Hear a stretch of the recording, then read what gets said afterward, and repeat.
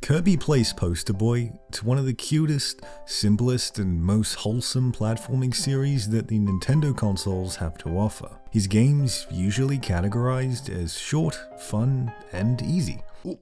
As the series boasts a longevity and consistency that's near unrivaled. But for as successful as the Pink Puff from Planet Popstar is, Kirby games have also forever existed in the shadows behind Nintendo's bigger franchises. Mario, Zelda, Pokemon, even Donkey Kong and Animal Crossing have all acquired much more success, both critically and commercially. And if I, your best pal Paulie, were to assume why, I think it has something to do with his deceptive and misleading aesthetic. Because Kirby takes place within a cutesy world that looks to be lacking in any real conflict or challenge, I can imagine spicy gamer boys immediately hand-waving and dismissing the entire series as easy and lame. In fact, you there with the bad posture watching this right now might be of that same opinion.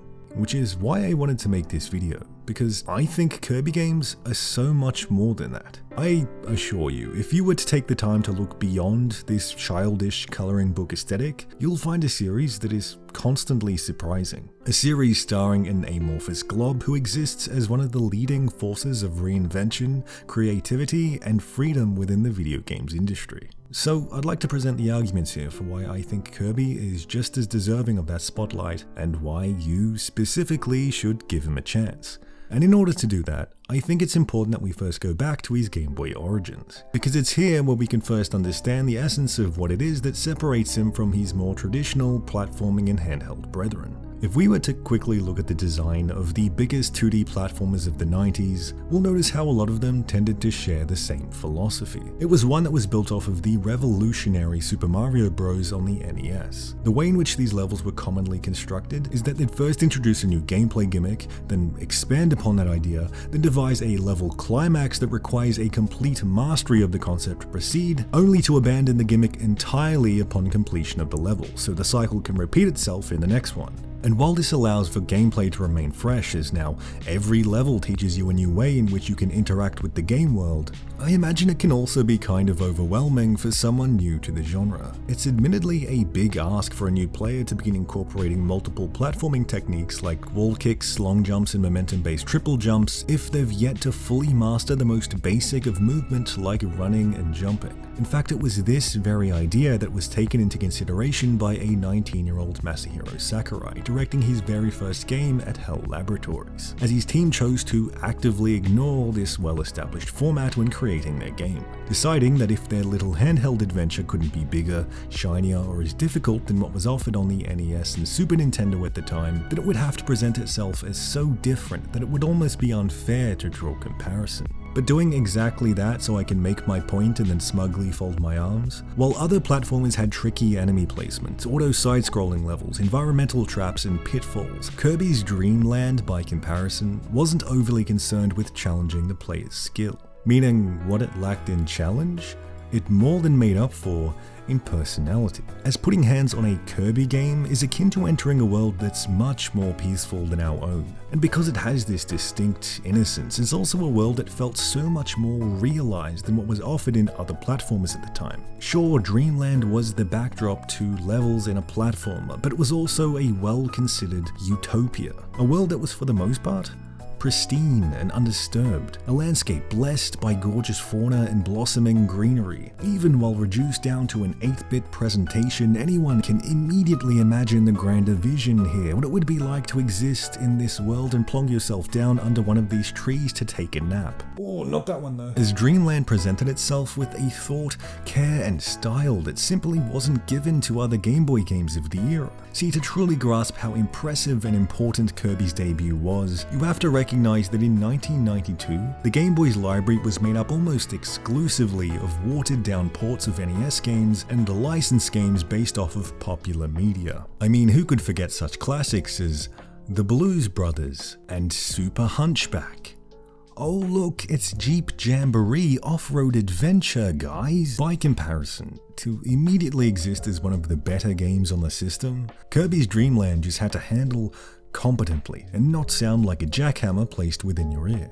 But forget competency. Upon its release, both the movement and presentation of Kirby's Dream Land would rival the best of the NES. I mean, music that started here as bleeps and bloops is still being remixed to this day.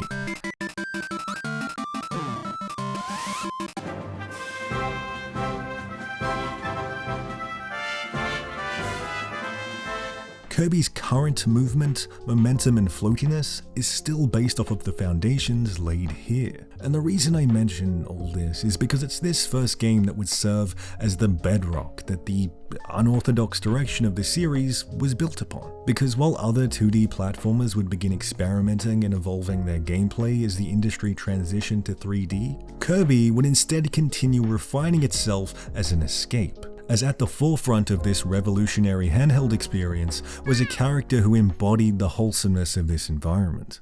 Kirby is admittedly a very simple, one-dimensional character. Across the library of games, his values, ethics, and motivations are unwavering. You can pick up any of these titles and immediately get who Kirby is. A pink marshmallow who sports this very naive, childlike, black and white understanding of right and wrong. And while that will never not be endearing, what I think makes Kirby as a character so appealing is that every dilemma, from cake getting stolen by some dastardly mice to a world-ending threat caused by a genocidal maniac, are all treated with the exact same level of importance and dealt with using the same quiet determination. Because while there is a sense of justice, Kirby does the right thing partly because he cares about his friends and will always lend a hand when they're in trouble, but primarily because he's determined to maintain a simple lifestyle, a blob that only wants to eat and sleep, aka the dream. Any disruption to this schedule is dealt with and is ideally done so quickly, so peace can return to the forefront of life on planet Popstar. And it's the way that these problems are dealt with that proves to be the most interesting aspect of Kirby's character and the narratives he stars in. Because in complete contrast to the usual cutesy tone, the climax of Kirby games are capable of devolving into cosmic battles that determine the fate of humankind. Kirby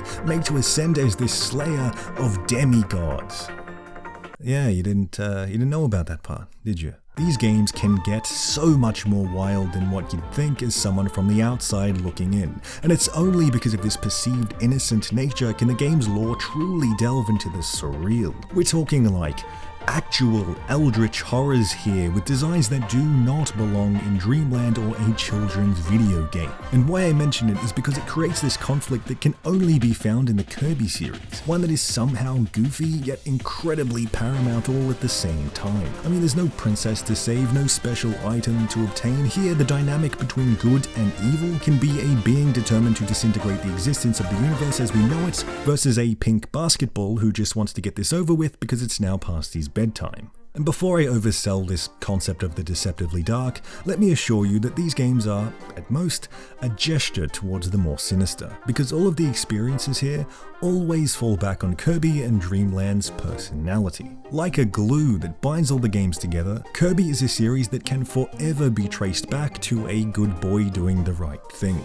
And I think it's this idea that's at the heart of this series' appeal, as it's only because of this steadfast story premise can it allow for all of the other aspects of Kirby's game design to become much more flexible. See, there's no set rules for what a Kirby game has to be beyond this steady personality. In fact, from the visual style to music to game design, the Kirby series doesn't believe in limiting itself to a particular genre or aesthetic. See, part of being a Kirby fan is the excitement of how the formula will evolve in the next game. I mean, there's zero fear here in completely abandoning legitimately great gameplay in pursuit of the next crazy idea. It's a series that constantly tries to top itself, and while the ideas don't always work, you have to admire the tenacity, as what's important to know here is that none of these games feel thrown together. Regardless of how absurd the ideas initially sound, each game is given the exact same thought and care. Meaning when I'm picking up a Kirby game, I know that at the very least, I'm purchasing a game that's incredibly polished. As despite these huge gameplay risks that,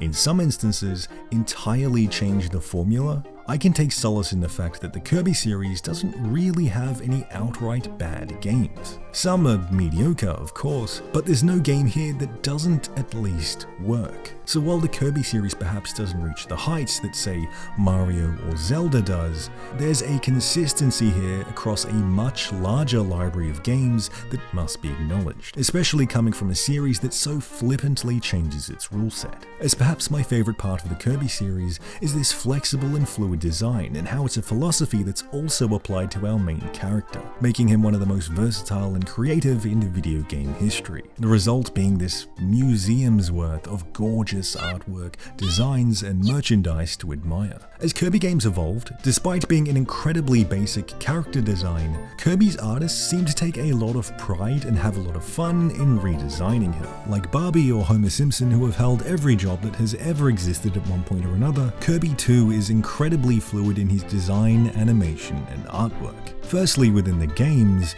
even Kirby's basic movement allows for so much personality. While other platforming characters might have walking and running animations designed entirely around looking like they're trying to get from A to B as fast as possible, usually only given some flavor during idle animations, Kirby, by comparison, has every aspect of his movement considered, traversing with a bounce, weight, and strut that allows for some really charming character work. For example, submerging into water isn't just a straightforward transition into a swimming animation. Kirby instead dons an inner tube should you decide to move across the water's surface. And what's crazy is that some players may not even discover this animation if they just dive right in. But because Kirby games creatively consider every detail of his physical design, we now have a brief moment that tells us a lot about Kirby's character. He isn't the strongest swimmer, but he tries anyway, and that's what makes him brave.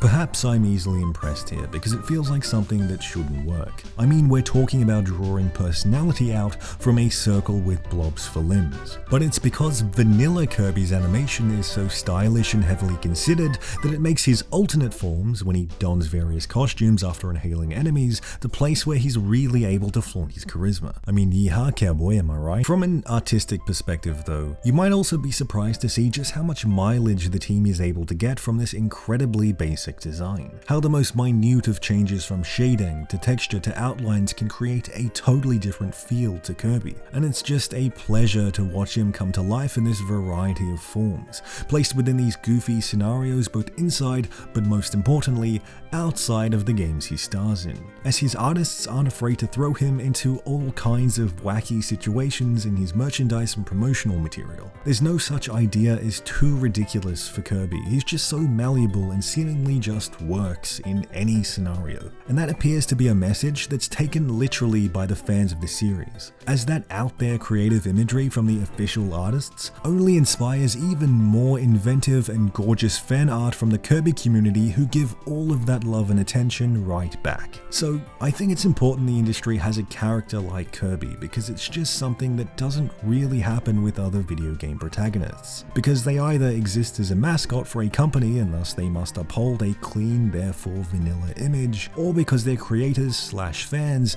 take them far too seriously. So Kirby, and by extension the team behind him, just feel so carefree by comparison. And as I get older, that's a message that's really begun to resonate with me. Especially because when I was younger, I had this idea in my head that I wasn't allowed to like Kirby. The whole package just seemed too cutesy, too lame, too feminine, which is so stupid looking back now, because as I've continued this YouTube venture, I've grown to not really care about what people think of the media I consume. And it was only because of playing games like Kirby that it let me come to that realization. So maybe this is something you'd like to try. Hopefully I've managed to communicate here why I think Kirby's pretty cool, what makes him different, and why he's worth your time and attention. I still won't have everyone convinced, and that's okay. But perhaps you now have a better understanding of what it is about the pink puffball that so many people find appealing.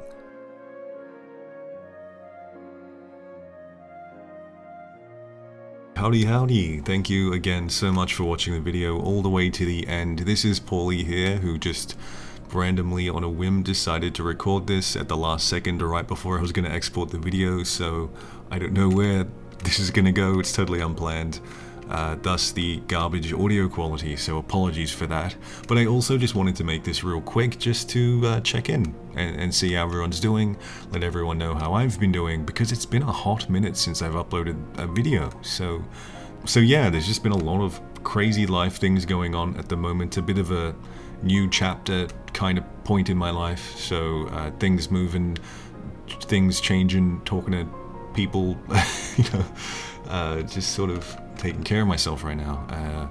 So yeah, I've been really happy and healthy for the most part. For everyone wondering, that the 3 people that had that burning question at the forefront of their minds, and I hope that you are all too, because that's kind of important right now in the very strange world we're living in at the moment. So make sure to take care of yourself and those around you. Very important stuff. So yeah, if you'd like to know anything else I've been doing, by all means head on over to my Twitter and chuck us a follow. There I post random tidbits of my life, and I recently started a thread where I'll post games and my thoughts about them, and that I probably won't end up making videos about. So if you want to know what I thought of Tekken 7, scurry on over to Twitter, I guess. But yeah, just checking in to say hello, and I don't know how to end this part now, so I'll say thanks again, and I'll see you in the next one. Bye.